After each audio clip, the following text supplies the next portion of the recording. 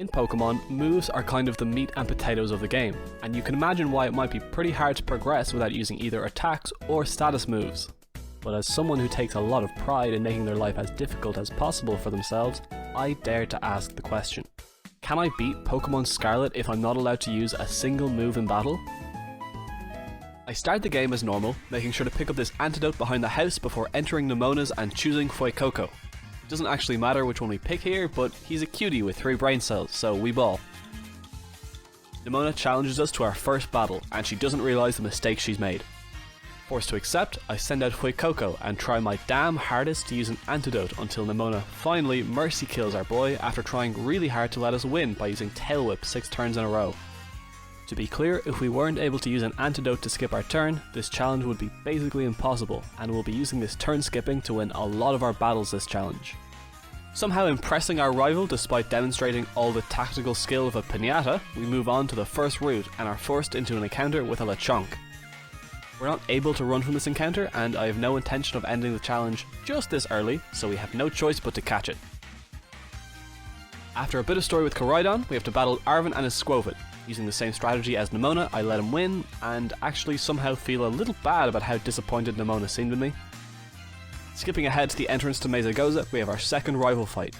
Worried about how I could go about beating Nemona this time, I head up the west side of the valley outside Mesagoza and Pokemon Warp across this gap to escape the starting area.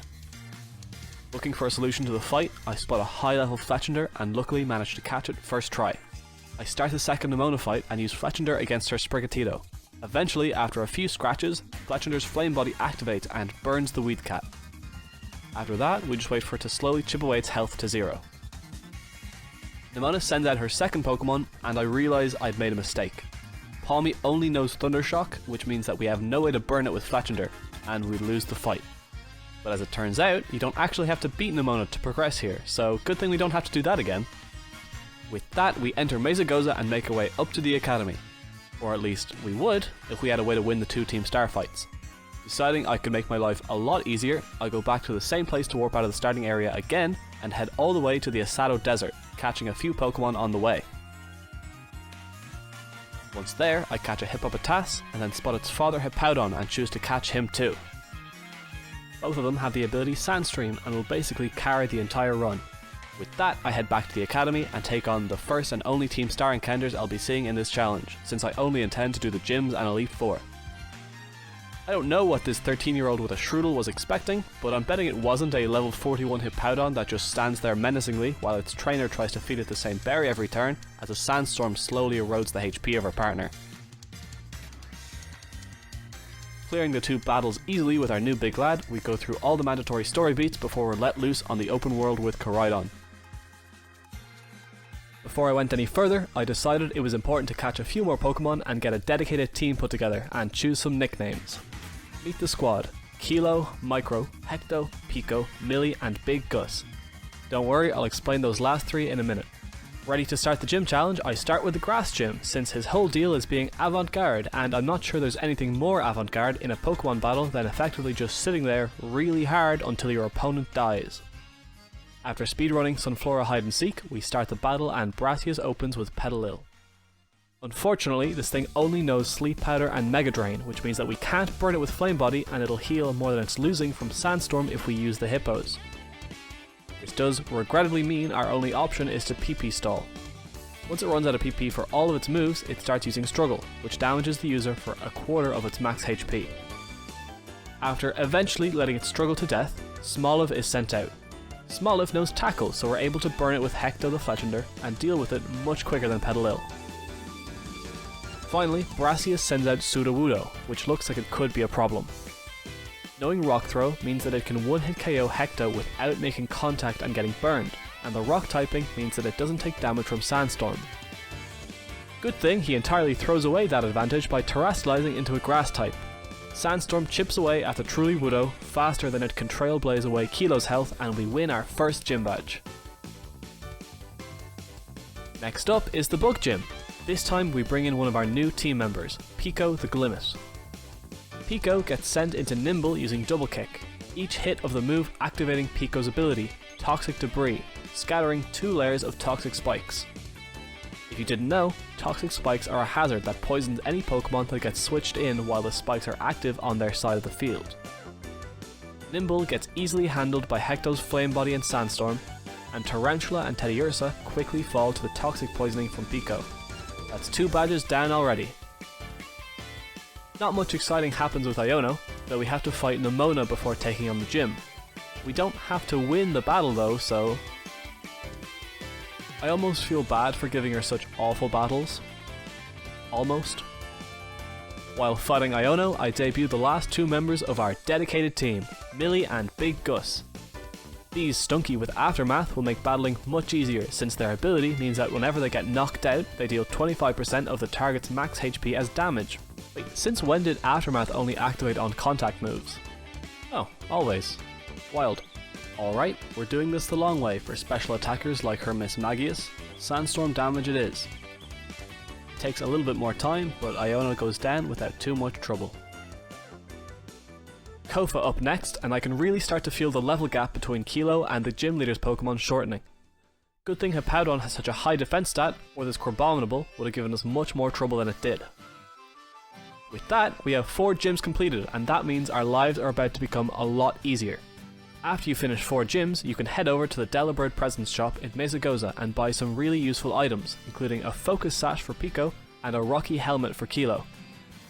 The Focus Sash makes it so Pico can always survive at least 1 attack, and the Rocky Helmet means that whenever Kilo gets hit with a contact move, the attacker is damaged for 1/6 of their max HP. Larry next, and oh boy, you can feel just how much faster this is with the Rocky Helmet. It's still chip damage, but damn, these chips are huge compared to Burn or Sandstorm. Once Staraptor finally goes down to the Rocky Helmet, our Pico evolves into a Glamora. Say congrats to Pico, everyone. Anyway, after we beat Larry, we have to fight Nemona, and oops, I can't believe it, she's won again, that's crazy. Getting the gym order wrong again, I head over to Alfrenada to take on the Psychic Gym. There's 2 mandatory gym trainer fights here, and the first one sends out a Gothorita. Send out Kilo like usual, and Sandstream doesn't activate for some reason. Gothorita doesn't use any physical moves, so time to PP stall again. For 25 minutes. It finally starts to struggle, and I swap to Pico to make sure the second Pokemon definitely gets poisoned, so I don't have to go through that again. Curlia comes out after, and quickly dies to poison, and after the minigame it's time for the second trainer. Thank Christ Sandstream activates this time, but there's another problem. This Grumpig knows Rest and Snore, and is straight up out-damaging and out-healing me. Money is a valuable resource in this challenge, so I genuinely cannot afford to keep healing Kilo as we wait for Grumpig to run out of Rest PP. We need a better strategy. What about electric terrain? Pokemon can't fall asleep during it.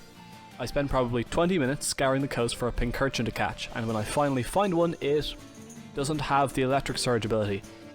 Apparently that's a hidden ability, so it's off the table. Alright then, we're gonna have to PP stall. We can avoid having to remortgage my house from the damage output of Rest and Snore by using X items. I also head over to Medali to pick up the leftovers, and now Kilo can nearly out-heal the damage from Grumpig while we wait for it to be knocked out from Struggle. With that nightmare finished, we can take on the gym. Once I set up Sand with Hippowdon, I do a bit of AI manipulation to make sure I set up Toxic Debris. While Farigiraf will always want to use Psychic on Hippowdon or Glamora, Stunky is straight up immune, so it will be forced to use its only other attack, Crunch. If we swap out to Pico, knowing a Crunch is coming, we can guarantee to set up our 2 layers of Toxic Spikes. With that, we just swap between Stunky and Glamora to conserve our potions and let the Sandstorm tick away at Farigiraf, and then do the same for Gardevoir, Espathra, and Florges while the poison does its job. Moving on to the Montenevre Ghost Gym, we have to get through 3 double battles. In the first battle, Sandstream doesn't activate again, and I finally realised the reason it fails sometimes is because there's an active weather condition occurring in the overworld, so that's kind of annoying. I decide to move past it and let Greavard KO itself from Stunky's Aftermath, and Shuppet eventually runs out of moves that aren't Curse, taking itself out. In the second battle, the weather clears up, so we're able to use Sandstream. Haunter also KOs itself with Curse, but Misdreavus offsets the Sandstorm damage with Pain Split, forcing us to wait until the PP for the move is fully depleted to get the win. The final trainer battle against Moist Critical starts with a self-destruct from Driftblim, so that's nice. Unfortunately, Sandstream is blocked by the weather again, and while the Sableye has a physical move, It really doesn't like using it on our Aftermath Stunky, preferring to hit them with Power Gem. I tried swapping in and out a few times to bait the Shadow Claw, and I get it successfully 4 times. But because of how Pokemon percentage based damage works with uneven HP stats, Sableye is left on 1 HP and manages to use Mean Look to lock both my Pokemon from swapping out. That leaves us having to PP stall until Struggle Recoil finishes the job. We finally get the win, and hey, Big Gus evolves. Say hi everyone. Entering the actual gym battle, it's snowing, so Sandstream fails. I reset and wait in the cutscene for it to stop, which happens quickly enough. Re-entering the battle and Sandstream activates successfully. Thank God. After that, it's just a question of whittling down Rhyme's team with Sand, Poison and Aftermath. Unfortunately, Toxtricity, her ace, is unaffected by the poison and doesn't use contact moves, so it's just a question of chipping away with Sandstorm. Eating away at an annoying amount of our healing items, it finally goes down and we win our 7th gym badge. The final gym poses a bit of a problem. Grusha opens with Frostmoth, with Blizzard and Bug Buzz, and we have no good answer to dealing with its damage output with how high leveled it is. I add a new member to our team, Peta the Weavile. Its ability is Pressure, which means that whenever we have to PP stall, we can effectively double the speed we can do it in, since Pressure doubles PP usage for enemy Pokemon. Using some switch-ins to manipulate the AI, Frostmoth uses up all its blizzards and we're able to switch safely into Pico, who quad resists its only other attack. It takes a while, but it eventually feints the Sandstorm. Beartic next, and it gives us some serious trouble with its type coverage. Eating up way more of my revives than I would have liked, eventually it feints the Sandstorm and Rocky Helmet. Titan goes down easily to the toxic spikes we set up from Beartic, but Altaria poses a real problem. Down to less than 10 revives means that we have to be super careful about who we revive and when, especially since Altaria can take out anything on our team in one hit if they're still on half HP from being revived. I eventually realised the Sandstorm could be used defensively. While it's active, Pico as a rock type gets a 1.5 times special defense boost. Using this to stabilise, we're able to chip down Altaria and finally win our 8th badge. Before the Elite Four, we have some prep to do to make sure we're not wasting resources. Here's what we're entering the league with. Using rare candies found around the map and the Let's Go feature, I grinded up levels mostly for Weavile. It's important that Peta can tank hits while PP stalling with pressure more than any of our other Pokemon. I also picked up nearly every TM on the ground in the game and sold them for cash and bought revives and hyper potions, as well as 30 X defense and X special defense. Finally, I caught a Hawlucha and named it Deca, which will come in handy for the Rika fight. Speaking of, let's get into it. Rika opens with Whiscash, and with the ground typing and no contact moves, we have the perfect opportunity to use our new and improved PP stalling method. I cracked 3 X special defenses on Peta holding leftovers, and now Peta is an insurmountable wall for Whiscash. It eventually starts to struggle, and I swap out to Pico to set up the toxic spikes. Poison easily handles her next 3 Pokemon, and then Clodsire comes out.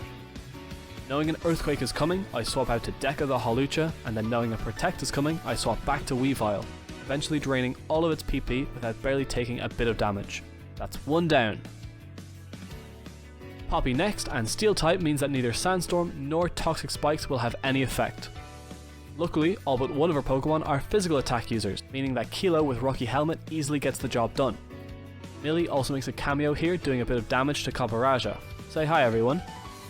Unfortunately, Magnezone is a special attacker, so we're forced to PP stall it. Peta comes out ready for the job, and we wait an excruciatingly long time for Light Screen's 30 PP to run out. Once it does and Magnezone struggles into a KO, Kilo is able to clean up Tinkaton by tanking Gigaton Hammer with some help from some X defenses and Rocky Helmeting our way to victory. It's Larry time! Again, the Toxic Spikes won't work because he uses flying types, so we're just using Sand and Rocky Helmet. Tropius knows Sunny Day and only uses special moves, so we're forced to PP stall with Peta, but after that, the rest of his team gives us little trouble. After the fight, Micro tries to evolve. Nope, stop it, you're staying cute. Hassel is the final member of the Elite Four and opens with Noivern. We're able to trick it into using Super Fang instead of its special attacks by using X special defense on Kilo, so it KOs itself from Rocky Helmet. After that, Dragalagi comes in and we avoid the majority of the damage by swapping between Pita and Pico, wasting its Hydro Pump PP until it can't do any meaningful damage to our team. And then we just let Sand take away the rest of its health. Haxorus is a physical attacker, which means more Toxic Spikes, and after Rocky Helmet takes it out, the Toxic cleans up the rest of Hassle's team. After our victory, Micro tries to evolve again. Buddy, you gotta stop, you're embarrassing yourself. Time for top champion Geeta. Her Espathra knows Quick Attack, so we can use that to set up Toxic Spikes. In order to get her to use it though, we have to do a bit more AI manipulation. Using Big Gus and some X special defenses, we can drop his HP down to just 15. Even if it has a super effective move to use, if a trainer AI sees that it can get a KO by using a priority move, it will always try to use that move.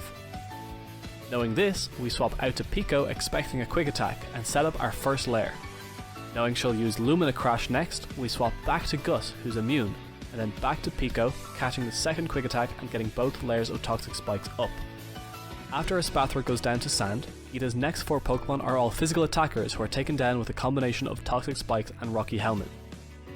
But now it's time for our biggest challenge yet, Geeta's ace, Glamora. We have to PP stall it out since it's immune to Sandstorm damage and only uses special moves, but its damage output is high enough to force us to have to heal every turn, and we don't have more Hyper Potions left than it has PP for moves. Luckily, I did severely overbuy on revives, and though nearly every turn it's getting a KO, our Pokemon simply keep getting back up. With Glamora out of moves, I swap back to Kilo for one final activation of Rocky Helmet, and we take it out, becoming champion and beating this challenge. Micro also tries to evolve again, but it ain't happening, buddy, behave yourself.